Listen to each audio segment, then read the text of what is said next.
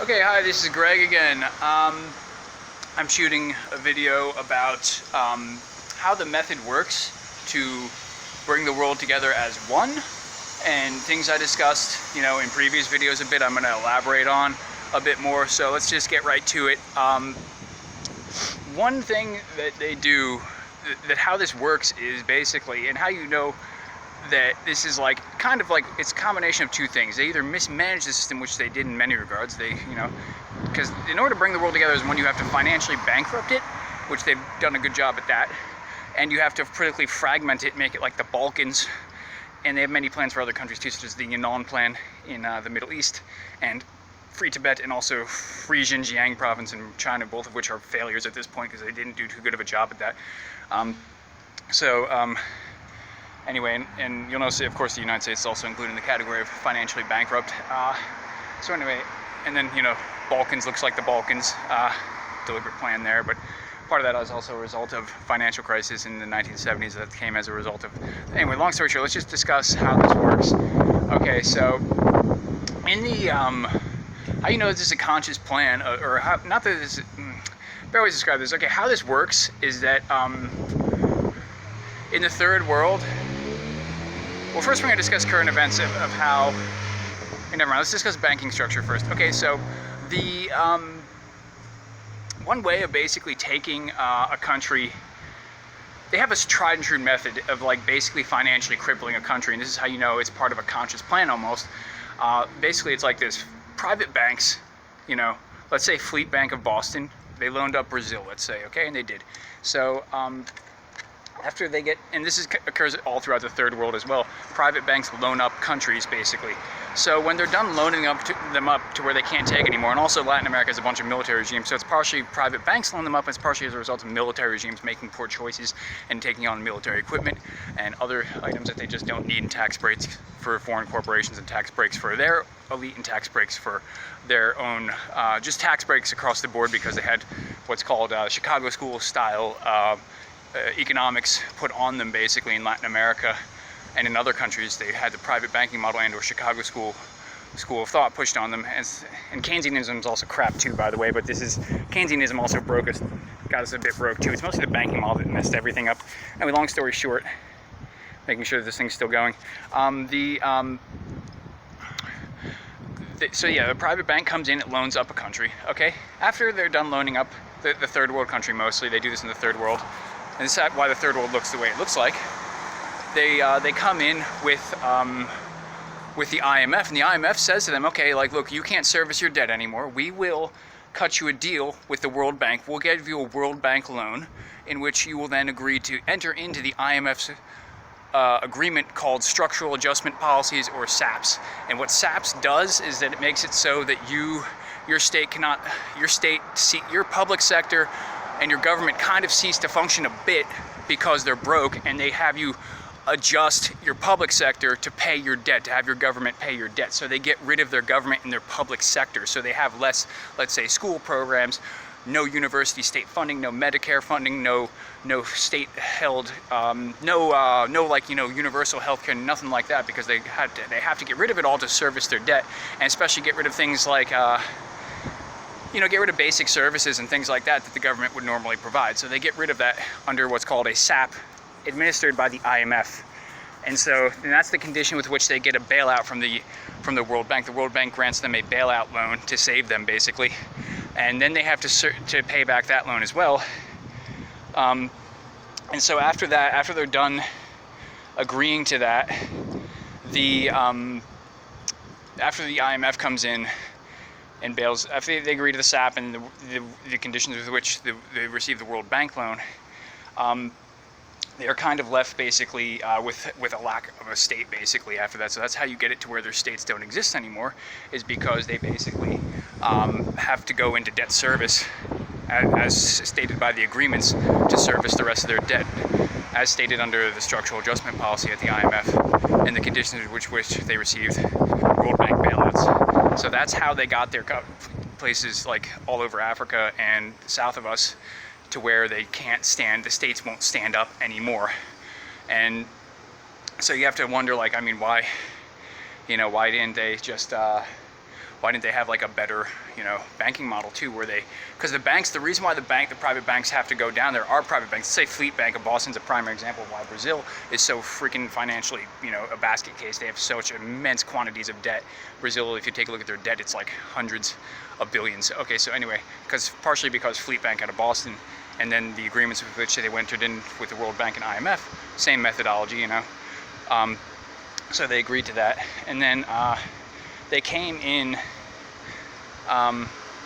what's the word for it? So after they, I'm losing topic here.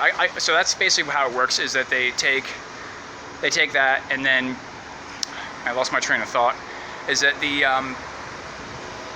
after they get the bailout, so the thing is, okay, so you have to ask, why do our banks have to go down there in the first place and do this, or why do other banks in other countries have to go to the third world and loan them up? Because they're always looking for ways to expand, and they predicated the old economic model off of constantly expanding the economy, which is a fallacy. You can't constantly expand the economy in a finite world, and you also can't, they do things like create freaking financial instruments that surpass the amount of commodities on the planet even, which is absurd. So anyway, they took basically, so they do that. So that's why the banks are going down there in the first place, to loan them up. That, and it looks like a tried and true method of like, hey, this is how we create a failed state, a methodology of how we create a financially broke state, and why they look like the way they do. The other thing is that they make the world like the Balkans almost, in which you have like, a cut up state politically.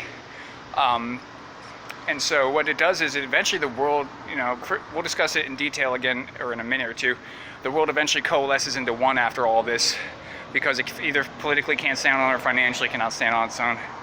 Now, on another topic, we're going to discuss oil and how that plays into what is the old America 2050 map, which is the condensed mega regions which we will all live under globally, that and Agenda 21 or Agenda 2030, as is now called, as we will live under. Let me see how my clothes are doing. Just come in here real quickly.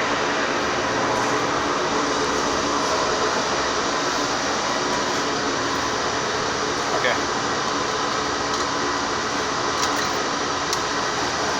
Do my hair up a little. Anyway.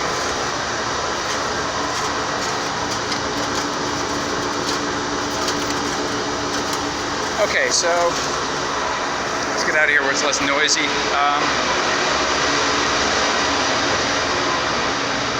Okay, so part of the reason why they're going to bring in what they're going to bring in, and part of the problems that they have, and or what's going to cause the world to look like the plan that they have, okay, is the fact that one, we're financially bankrupt, and two, we'll have three things. Two, there's politically failed states, and then there's also a lack of oil in the future. So they're planning this out, and they had this planned out, like, some of these plans have been, it's like the Beauty and the Beast theme song, like, tale as old as time almost. It kind of is a tale as old as time, because that's what the Bible is, a tale as old as time. So the mega regions, we're going to discuss next, actually, another topic is that to show you how they're running out of oil. Okay, so the Rockefeller family is the one who designed the old America 2050 map. For the most part, they funded it. The old America 2050 map, it looks like the Hunger Games map, in which you have nothing between the condensed urban mega regions, and you're depopulated a bit. We depopulate, so they throw people into that. Okay, so and the Rockefeller family knows oil. They're an oil family. They also own Chase Manhattan Bank, which is an oil bank. Anyway, long story short, what they are going to do, like, notice how, this is how, giving you a little information of how they're implementing the plan. Notice how they are going after Iran, Venezuela, and they're also, at the same time, they're also politically fragmenting states such as Syria. Libya is also, Libya has oil, but anyway, we're looking at, let's talk about oil mostly. So anyway, so what they're doing is taking, notice how they're going after Venezuela with playing the humanitarian card, and they're not playing the humanitarian card with Cuba, and they don't like the left-wing government in Venezuela, but Cuba has quite a staunch left-wing regime too, and it doesn't make sense. One of the things that doesn't make sense is why they're not going after them. They did go after Cuba in the past, but not so much right now.